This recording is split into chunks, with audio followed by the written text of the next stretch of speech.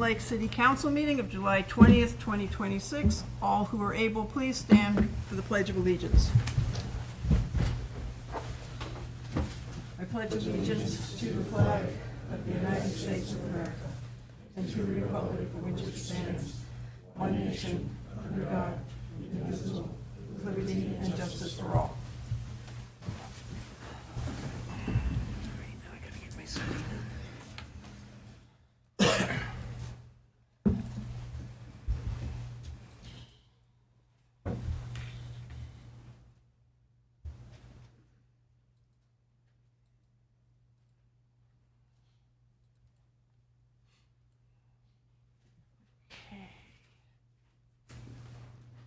Okay, council, are there any changes to the agenda?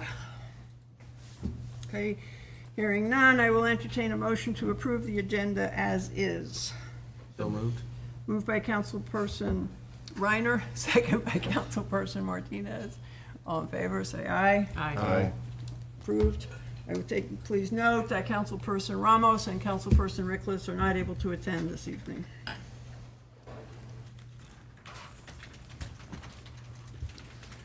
Are there any disclosures by members of the council to any items that are on the agenda? Councilperson Martinez. There's no voting, but I do live at the development that they're going to be discussing tonight. It's just a report. I know, but I'm still going to say. There's no vote. Yeah, okay. Right. Okay, hearing none, we will move to the public. Is there anyone from the public who would like to address the council on a non-agenda item? Daniel, did you want to say something? Did you want to say something? It's not an agenda item. Oh, okay.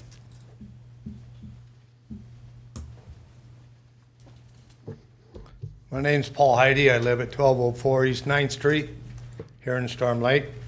I'd like to address the council and request consideration in their budgetary meetings coming up in August, as I was instructed, to give consideration to continue the speed control and give consideration to dust control on Geisinger Road from East Milwaukee north to the city limits. If there's anything other than seal coating, any other means to control this dust that the board, the city council, or the city can do would be greatly appreciated. If not, at the least, we'd like to request $5,000 a year to continue to coat that road, to reduce the dust, improve our way of life in that neighborhood, as the residents of that neighborhood have been paying for that for the last 16 years. Thank you. We appreciate that you have submitted this before, and you're right, we will be going into studying the budget in September. Thank you very much. Thank you for coming up. Thank you. Thank you. Thank you.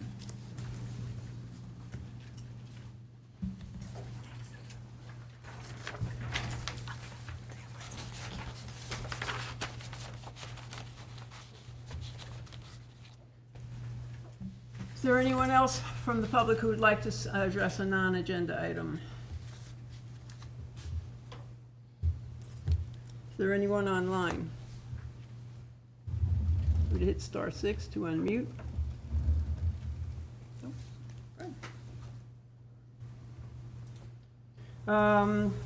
Council, are there any questions or comments on the consent agenda? Okay, hearing none, I will entertain a motion to approve the consent agenda. I so move. Moved by Councilperson Piercy. Is there a second? Second.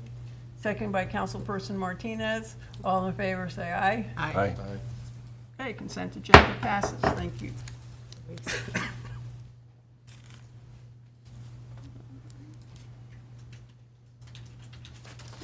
So we can move on to our agenda.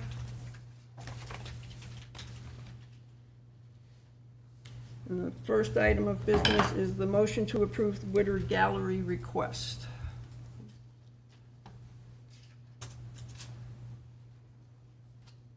Honorable Mayor and Council, Julie Steinfeld will be presenting her request for the Witter Gallery. Okay, Thank you.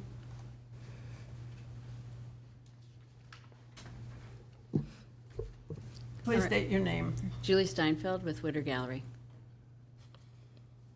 Great. Thank you for your time tonight. I know you all have a letter. I don't know if you want me to read it out loud for people, but Witter Gallery is having a fundraiser on September 26th at Chautauqua Park Shelter House, and we were hoping to have the fees waived so that we could add to our profit, which helps us to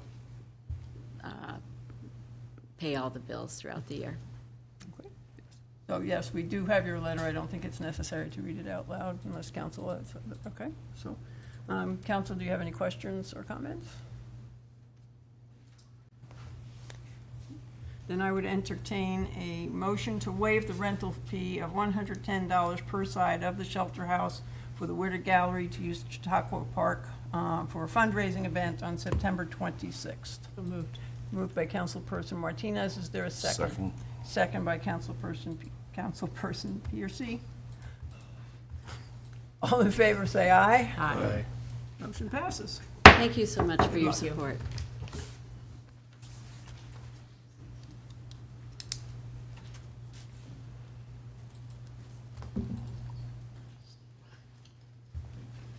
Dutfield.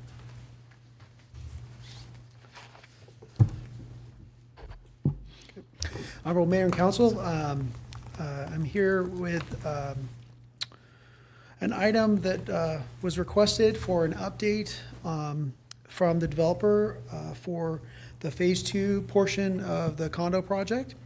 Sean Fouch is here this evening and is going to give you an update.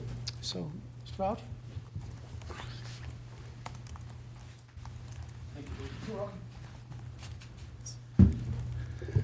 Good afternoon, Mayor McKeon and members of the council. As Lee mentioned, my name is Sean Fouch. I'm the builder and developer of the multifamily project known as The Breeze on 201 Sunrise Park Road. I'd like to give you just a brief update on where we are and kind of where we're going. I think with relatively little information, you can have a pretty complete picture of what's going on, and then obviously I could answer any questions you might have. As you know, the first phase of the project's been built for some time. At the time that we started the project, we decided to break it into two phases so that we could spread out the impact of trying to sell and rent apartments enough that they would not overwhelm the local market. The original developer had planned to put 110 high-end apartments into the Storm Lake market all at one time before they ran into financial problems and had to give up the project. When we took it over, we determined that we just didn't think that was possible. We didn't think the city could absorb that many apartments that quickly, and it made the project too big to be manageable. So we built the first part and then took our best guess at how long it would take to build the second part. So we're now coming up on a point where our best estimate of when we could complete the second part is going to expire in December, and obviously we're not done with the second part. I would say we expected that well, let me back up and say that one of the reasons that this is important to the council, which I know you know, but I'll just say it, is that we have an agreement with you to provide TIF rebate in lieu of tax abatement. I think was probably the right way to say it. In any case, our development agreement with you provides really, really important funding for the project, which has been great so far, but also stipulates timeframes for doing the work. As I said, we completed phase 1 of the work, and phase 2 of the work really depends on the economic viability of the phase 2. So in order to do the project, we have to have ourselves convinced, and more importantly, be able to convince banks that we can promptly sell and rent apartments in order to pay the bill. The second phase we're estimating at the moment is about a $12 million improvement. So at the moment, phase 1 is complete with 51 units constructed. We sold, I believe, 26 units, one of which I bought, so 25 of them were sold to other people. And that means that there's a remaining 25 units that we still own as the developer, which we rent out. I would say that part of the project is working relatively close to plan. We rented basically all of the units that we intended to rent, and we sold all the units that we planned to sell minus about 5. So at the moment, we are 5 units short. It's our assessment that we need to sell those 5 units before we have any chance of getting a bank to agree to continue with the next phase of the project, which I don't think is a problem, but in the last 2 years, just because of the way the economy has been, there have been almost no sales. So at this moment, our schedule is primarily dependent on completing 5 more sales, which does several things. One of the things it does is demonstrate to a bank that the project is going to perform as expected. One of the other things it does is no small deal to me. It puts about just short of $2 million back into our coffers that we can use to start the next project. And then for our own purposes, it gives us the strong footing to stand on to know that the next phase will go forward as planned. So in the meantime, while we're trying to sell units, we've been doing work on the project that we can do on our own with our own funds. So my own staff, working with funds that we generate from other rental projects, have been doing preparatory work on the project, which includes a lot of underground utility work, a lot of concrete repairs, and some amount of other kinds of structural and site improvements. We have, at the moment, we've been doing a little bit of this, whether you notice it or not, because most of it's underground, so it's kind of hard to see, but we've been doing this for the last couple of years, slowly, as money and manpower permits. And we're continuing to do that, and I would say at this point, we have about $100,000 more of work like that we need to do, that we're planning to do through the rest of this summer and into the fall. If we sell 5 more condos within that time frame, then my expectation is we'll roll right into the next phase of development and go on as planned.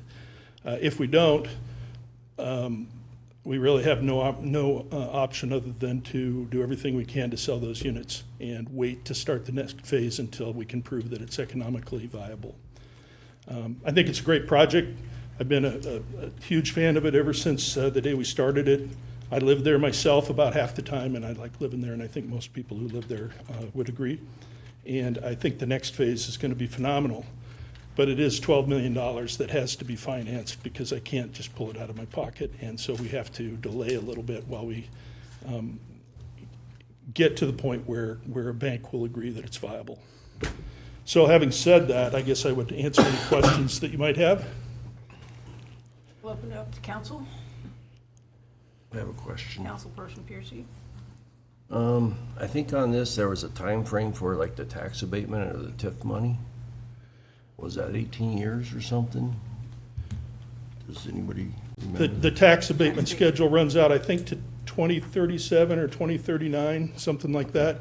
That's the outer limit, and I can tell you that the value of the first phase exceeded the planned value by so much that we were burning through that quickly. So we're going to, even without building the second phase, we would burn through it before that date. But with the second phase, we'll burn through it way before that date.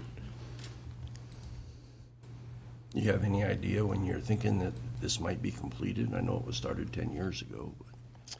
Well, I would say once we can start the full-scale construction, we need about a year to finish the work then. But when we start that full-scale construction, depends almost entirely on economics and unit sales.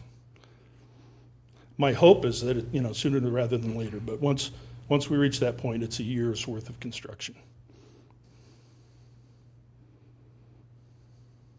I have a question. Councilperson. You said you have 5 units that you need to sell before you can feel comfortable approaching for financing. Did I understand that correctly? Yes. Okay. How long have those 5 units been completed? How long ago were they available to be sold? So the whole 51 units became available all at the same time. So those 5 units have been available since the beginning. They've not necessarily been listed for sale because we didn't want to have them all listed at the same time, but they're all available now, and they've all been available. Yeah, how long have they been listed? Maybe that's a better question. Some of them are probably approaching 3 years now at this point.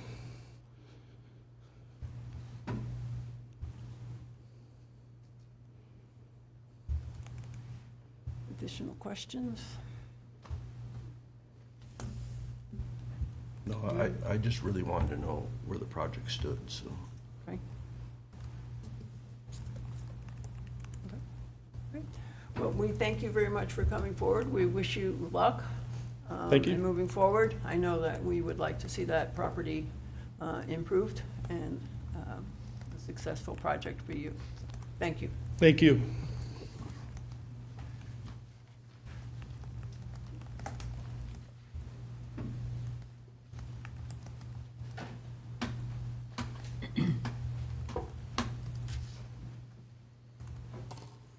Mr. Olson. Hey, Mayor, Council.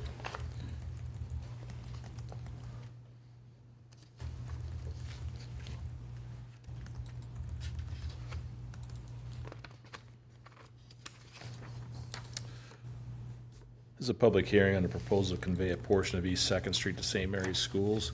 This is a follow-up to the vacation we did on this property. Again, this is a conveyance of the north 5 feet of the East Second Street right-of-way, which is directly attached to St. Mary's south side of their property. Again, the purpose of this is to allow them to do an interior remodeling project that will also make changes to their approach coming up into their building, the steps and the handicap ramp. And so in order to make that happen, we needed to, the approach is to sell that 5 foot along the right-of-way. And this will be following up with what our last council hearing where we approved the vacation of that section of the right-of-way of East Second Street. With that, then, I will open the public hearing. Is there anybody who'd like to speak on this issue? The public is welcome to come up and do so. Is there anyone online who would like to speak in this public hearing? Star 6, unmute.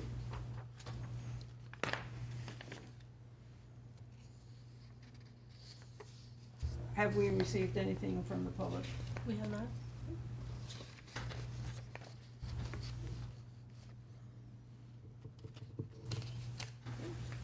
Then hearing none, we will close the public hearing. Mr. Olson. And Mayor and Council, this agenda item would be the resolution approving a conveyance of a portion of East Second Street to St. Mary's School. Again, 5 feet of the north side of East Second Street, directly adjacent to the St. Mary's property. And again, this would allow St. Mary's to construct new steps into the south entrance of their school, which is part of a larger project to renovate the entrance into the school, provide proper accessibility for people with physical challenges, and through a new ADA ramp into the building. And this will allow inside the building proper space between the doors and the vestibule, and then we'll change the restrooms and make those ADA accessible as well. Questions or comments from the council? I think we've spent a lot of time talking about this and looking at this project. Right. So with no questions or comments, then I will entertain a motion to approve resolution number 09-R-2026-2027, approving conveyance of a portion of East Second Street to St. Mary's School. This is a roll call. First the motion. So moved. Guys are in sync. Moved by Councilperson Reiner, second by Councilperson Martinez. Roll call vote. Councilperson Piercy. Aye. Councilperson Martinez. Aye. Councilperson Reiner. Aye. Resolution passes.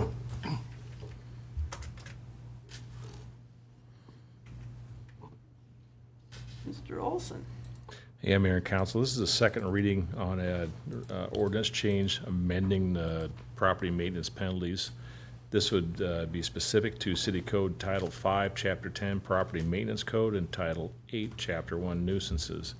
Again, this is a result of a couple of public work sessions we had, where it's recommended we go from where we're at currently at $75 for our first offense, $125 and $200 for the second and third offense respectively.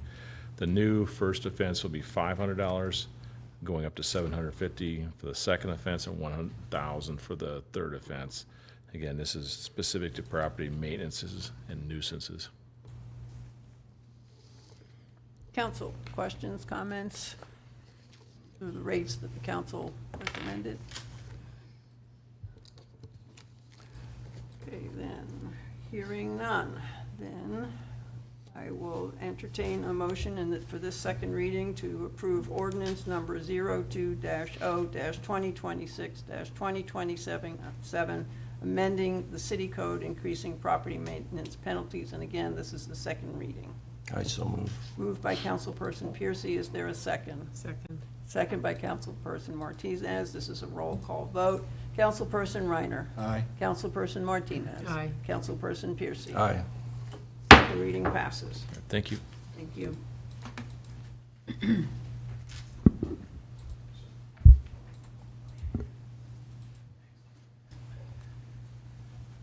City Manager Navratil. Thank you, Honorable Mayor and Council. What you have before you is a motion to approve a service agreement with Dorsey and Whitney LLP for the water treatment plant planning and development phase. The city is going to be using both a federal WIFIA loan, which is, let me get to the exact title there, it's the EPA's Water Infrastructure Finance and Innovation Act. We're just going to always call it WIFIA, though, after this loan, and then a state revolving loan fund loan. Because we're using WIFIA and SRF funding, we are required to have a bond attorney to provide any services, bond services for us. The agreement before you is with Dorsey Whitney. We have utilized Dorsey Whitney for other legal services, and we still maintain a great relationship with them. So we're going to recommend that we approve a Dorsey Whitney agreement for any bond-related items for the water treatment plant. Thank you. Council, are there any questions or comments?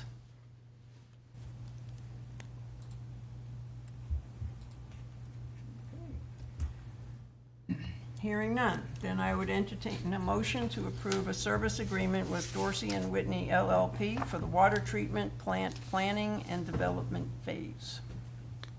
Moved. Moved by Councilperson Martinez. Is there a second? Second. Second by Councilperson Reiner. Motion passes. We didn't Do you vote. think we should vote on Huh? We didn't vote. that? We just gotta, we never voted. Oh, we didn't vote? No. Why are you taking so long? Okay. Councilperson Reiner. We did, oh. We had- did the motion, so Yeah. you want me to, okay, Councilperson Reiner. Aye. Aye. Aye. Aye. Okay. Got it. Now it's official. It's official. Thank you. Get late again. Chief Cole, so at this point, we are entering into a work session of the council to talk about personal mobility devices. Just a reminder for people that we have in the past discussed this, and we did have a public forum a few weeks ago, which was well attended by residents. And so now we are now looking at potential ordinance. I expect there will be more than one work session on this, but you have all received a draft.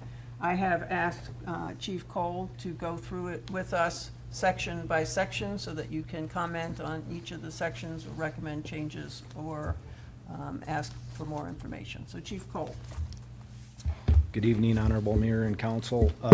You should have in your hands a copy of a preliminary draft of an ordinance regulating the use and operation of bicycles, e-bikes, pedestrian conveyances, and other personal mobility devices, excuse me, on city sidewalks, streets, and trails. The purpose of this work session is to review and discuss the proposed provisions, gather feedback from the council, and determine any necessary revisions so we can move forward with adopting an ordinance. As far as going through the ordinance, we can just start at chapter 9:10. As far as the purpose, does anybody have any issues with the descriptions of or the purpose of the actual ordinance itself? No? The definitions mostly are under section 9-10-2. A lot of those were based on state law and the other city ordinance on bicycles in the central business district. Does anybody have any issues or revisions for that section on definitions?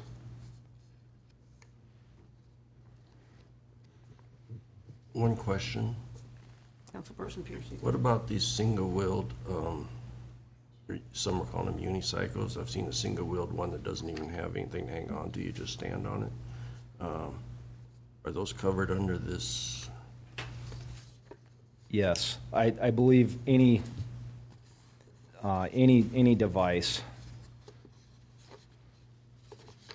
So that would include hoverboards. Yes, hoverboards, Yes. electric unicycles and so forth.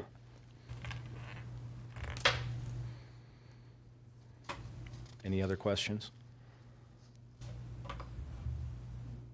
Does that clarify it? Do you have additional comment on it? Yeah, I was just wondering, because they're getting some of those and go 50 miles an hour, so. Yeah, there was one going through our development the other day. Section 9-10-3 on equipment requirements, that's based Let me on, just back up, I'm because I sorry. think that one of the things I want to make sure is that everybody on council understands the different speeds, knows the difference, is comfortable with the definitions for high-powered, low-powered, low-speed, and then the 3 classes, because they can get confusing. I was gonna make a comment that I appreciate the specificity with which this was written Okay. with regard to those descriptions. It's very much, you can delineate which category anything might be.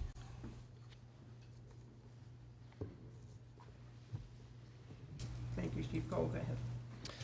on section 9-10-3 on equipment requirements with lighting, that's basically kind of mirrors the state code on lighting and reflectors for bicycles after, between sunrise and sunset. There's also discussion about having working brakes and helmets for persons under the age of 18. Does anybody have any questions, comments, suggestions on that section? I have one. It's on the helmet issue. A lot of cities like Ankeny and Ames and those are putting it in as that is a choice of the parents and the people running those. I think we can, under home rule law, we're allowed to do this, I believe, put a helmet law in. It's a good idea, but I know some cities are saying we gotta have a rule for anybody under 18, and others are saying, well, that shouldn't, since the state doesn't say rule for that at all, that we should maybe consider whether that's a personal choice issue. Although it is a big safety issue, and that's the way the state puts it, it's a huge safety consideration. Councilperson Martinez? I'm not sure that the state is looking after our children. So I would choose to say yes, our children need helmets. I believe everyone should wear a helmet, but in light of the fact that I don't think the state is really looking out for the best interest of our children and our community, I'm good with the helmet. I'm also fine with the helmet provision. If you're a minor, then by law, you are defined as not being able to make certain judgments for yourself, and other people have to make them for you. So I think having a helmet provision for people under 18 is a good idea. Well, I know I had, my children had helmets when they were young. My grandchildren do too. But I'm wondering if they're riding in their driveway and go out on the city sidewalk in front of their house and back, are you going to stop them? I mean, you could stop and talk to the parents and stuff, but are you going to stop the child that's 8 years old? I think every situation is unique, just like every stop would be unique. I would envision our officers, with the helmet piece, I envision us being more in the educational role. The goal isn't necessarily to go out and write tickets for helmets. We want to try and educate the public as far as the safety. So I don't disagree with your concerns. Our legal has also advised us that they believe that we can enforce it, but it could be an issue that's raised by someone. But as far as the helmet piece, I envision us using it more of an educational tool than anything else. We don't want our officers out issuing tickets to kids for helmet violations. Well, I was worried about too, we have visitors come to town and if they bring their bikes and I don't think Lakeside has a rule about helmets, and if they ride into our city parks and stuff, that was one concern I've had. I also know that if you read what Bike Iowa put out here, their June 19th statement was that education is going to be needs to be the big consideration. We can write all the rules we want, but we need education. Yeah, and I think that was something that was voiced at the public forum, that education is important, but we also felt strongly that it had to go along with an ordinance. So I think we have to do both. I think we're on the path to do both. And they are right, we need to educate, but we also, I think, what we've said we were trying to do with this ordinance was put in some kind of accountability for the adults to protect the children, if it's children, but we're also clarifying that there are adults who are misusing these devices as well. And Honorable Mayor and Council, I just want to, each city is trying to navigate through e-scooters, e-bikes, and there's going to be various different types of ordinances because there's not one consistent rule, regulation, code out there. So each city is going to have its own separate code. That when you go visit that community and you bring your e-bike, scooter, you're going to have to look at what that code is. That's where the state needs to step forward and do something, and that's what Bike Iowa is requesting, so. I think once we move past once we get our ordinance in place, then we can talk about how we'll do education, how we'll do information sharing. Right now, I think, this is the first step. Good points. Continue, Chief Cole, please. Any issues with section 9-10-4 on applicability of motor vehicle laws? That's basically just states that operating these devices on the streets, riders need to obey the traffic laws, the laws of the road. Any issues with that?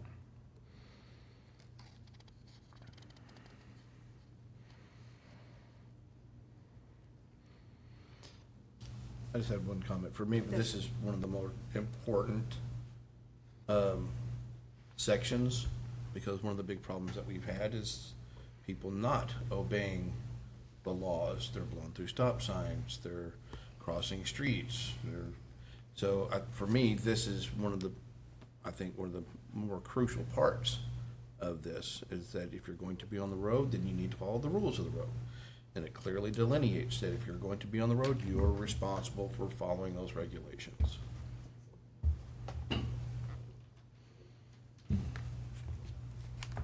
Thank you. Any other comments or suggestions on 9-10-4? Moving on to 9-10-5, obedience to signals. That just continues to talk about operation on motor vehicles and trails, or I'm sorry, on roadways and trails. Entering roadways and so forth.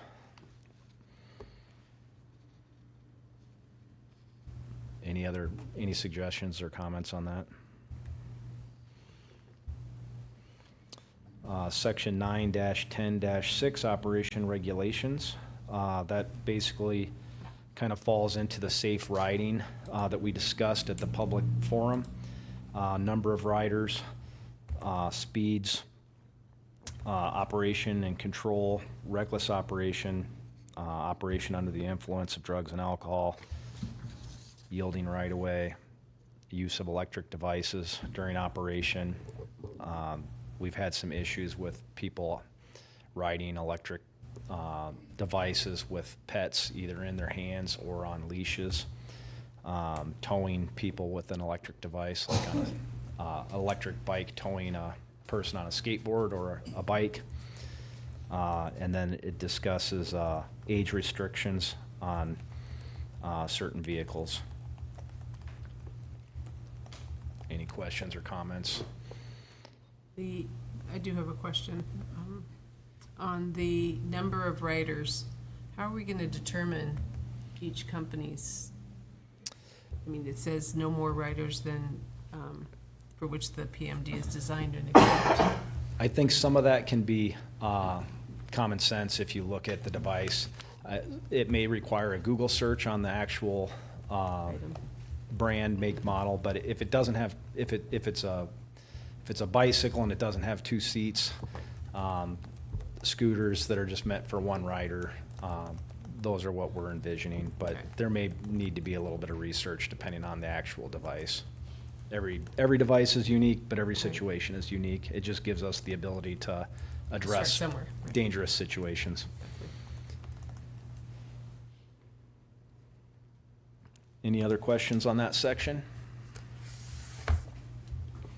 Moving on to 9.10.7, places of operation, which just basically addresses locations.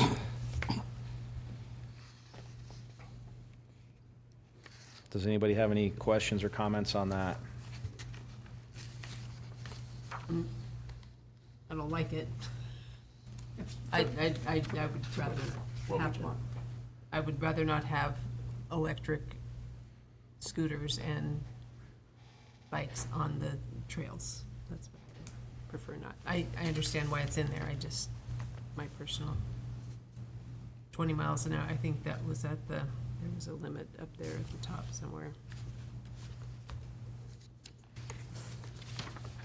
Posted applicable speed limit, or if there is no posted applicable speed limit, 20 miles per hour. That's, we saw that night, it's too fast, but I knew we have to start somewhere, so. I think some of the, if you read into here, some of it, there's a section on operation, prudent operation, and I think some of that's gonna be based on the conditions, because whether you put a limit on a trail, it's kind of like a speed limit on a road. Speed limit on a road might be 55 miles an hour if the conditions are right, but if it's wintertime and blowing snow, or, you know, rainy and wet, the conditions change, or if the traffic flow changes, I think it's gonna be dependent. And so when we put this together, we're kind of keeping that in mind as far as, you know, the riders should be expected to flow with the conditions. So depending, if it's the 4th of July and there's a ton of people on the lake trail, 15 miles an hour might be too fast. And so it's more of what a reasonable and prudent person would determine based on the conditions and the rider and the circumstances. Thank you. Any other questions on that section? 9.10.8 deals with bicycle lanes. That's more of a kind of future looking down the road. We didn't want to have to add that if we added bike lanes downtown or on any of the roads. Doesn't really apply at this point. But it does talk about parking and so forth. Then there's a section 9.10.9 on parking. Any questions, comments on that?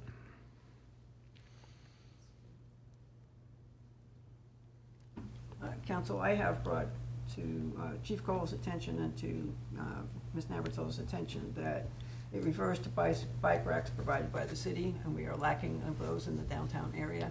So we will consider seeing if some of our community partners would like to help with that.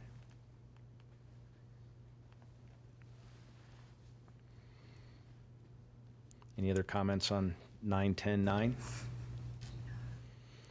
Moving on to 9.10.10, responsibility of parents or legal guardians. Any questions or comments on that section?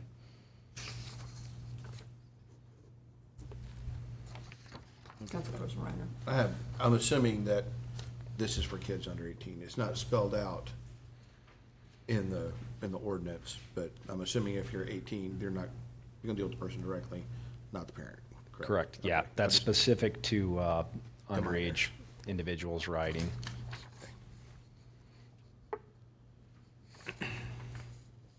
Other questions or comments on that?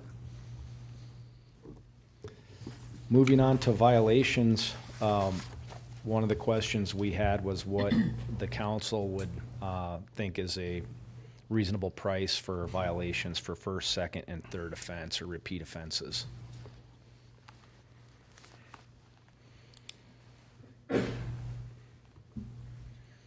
Councilperson Martinez, go ahead. Well, if you're asking, I say removal. They don't get the bike back. That's first offense. I guess that's not gonna go over That's on the very well. next section, we have impoundment, but yes. But, it's a yeah, business order. I'm gonna start somewhere. Is there a recommendation? Do you guys have a recommendation? I would support whatever the council decides. Currently, the violations for like a general city code violation, not including the building codes that were just changed, currently are $75 fine plus court costs for a first offense, $125 for a second, and $200 for third. Those haven't been raised for some time, so you know, we would respect whatever the council decides. Councilperson Ryan. Just a thought. What if we built into the ordinance, because we talked about education being one of the big parts of that, if we built into the ordinance that a first offense would be kind of a verbal warning and an explanation of, you know, where they went awry, and then a documented second offense, then we would start with more punitive actions. Just a thought. That would be one way to build in an educational aspect to the ordinance itself. And I would add also that I think, from a police officer's lens anyway,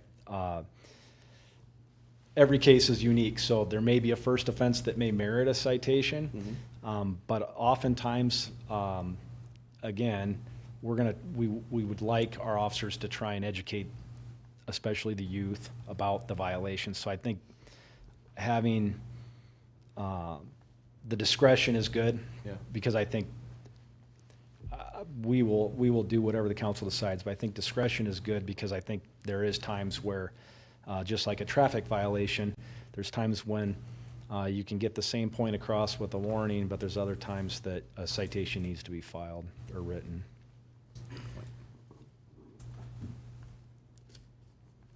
Okay, so if we went with the idea of first offense is a warning and second offense, would there be a fine? And council, what level of fine? Well, I mean, Chief Cole makes a good point. The discretion is a good thing. There may be a first offense that is egregious enough that a warning may not suffice. Okay. So, I said it was just a thought. Yeah, Not- no, not we something- can, and we can look not at something I language for made. that, but then, you know, if you want to attach a monetary fine for second and third and other repeat offenses, I think we're looking for guidance on that. Okay. We can be thinking about that for the next time we discuss this. The council can come back with what they think. Comfortable postponing any suggestions on fines? I'd say 1, 2, and 300. If we're at 75, 125, and 2, and you said it's been a long time since we've had some ups in some of these fines, but we certainly aren't going to decide it tonight, but Well, yeah, it's not a Yeah. decision tonight, but Yep. say yours again, or what? 100, 200, and 300. But I think they should also have the leeway to educate in lieu of. Okay. And we will revisit it. So generally, when we do an ordinance like the work session, we put in the comments, staff will go back and try to find language, and then we'll bring it back and we'll look at it again. So we have a starting point. Yep. Section 9, 10, 12 deals with impoundment. Any questions or comments on that? Is there a specific place where these items would be stored? We would likely store them in our outdoor impound facility where we store vehicles, just because of the fire hazard, depending on the batteries that are in them. I don't envision, again, this is, having this written in the code allows an officer to impound. Right, But I don't envision us doing it frequently. It's kind of like impounding a motor vehicle. The majority of a traffic stop, you're not going to impound a vehicle, but there is certain circumstances where you may need to impound, and especially if it's a situation where you need to speak with an adult later on about the issue.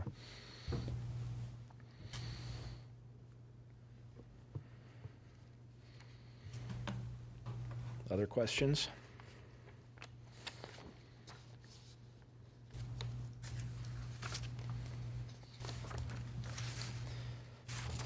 Currently, our impound and storage fees in the resolution for vehicles is, there's a $50 per day impoundment charge and a $50 one-time administrative fee.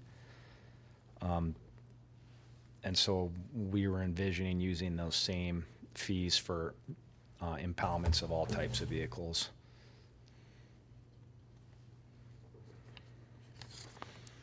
Unless the council has issues with that or ideas.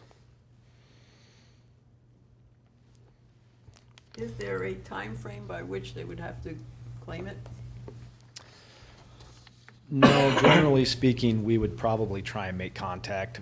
We don't really like to hold things for very long. We'd probably make contact with the owner and try and get them in as soon as possible to come pick it up.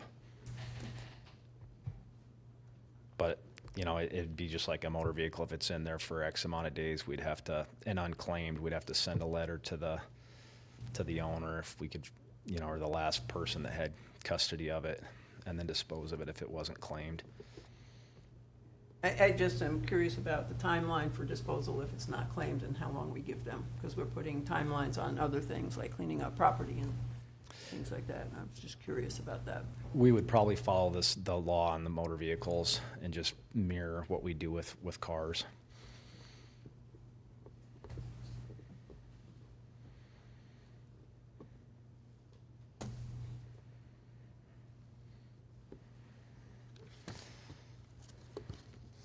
And that's all I have for the ordinance, unless anyone has any comments or suggestions for other changes or additions.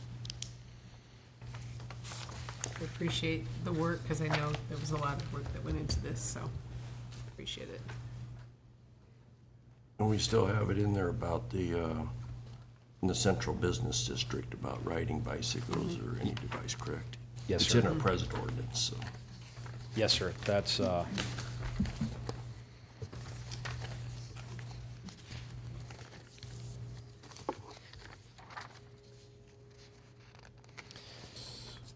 it's listed under section Oh, I see it. 910-7, G.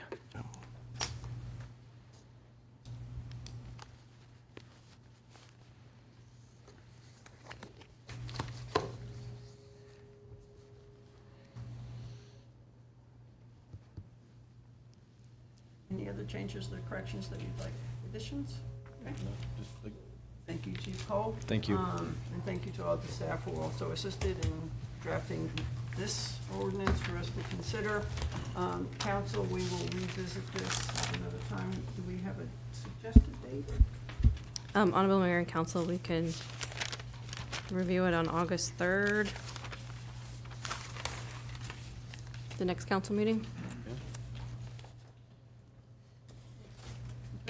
So it'll be another work session on August 3rd? Yes. Okay, that'll be a work session, and if then we are comfortable with it, then we will move through the process to approve it. All right, council, are there any other items that you, or updates that you would like brought forward for other work sessions, or that you need information on?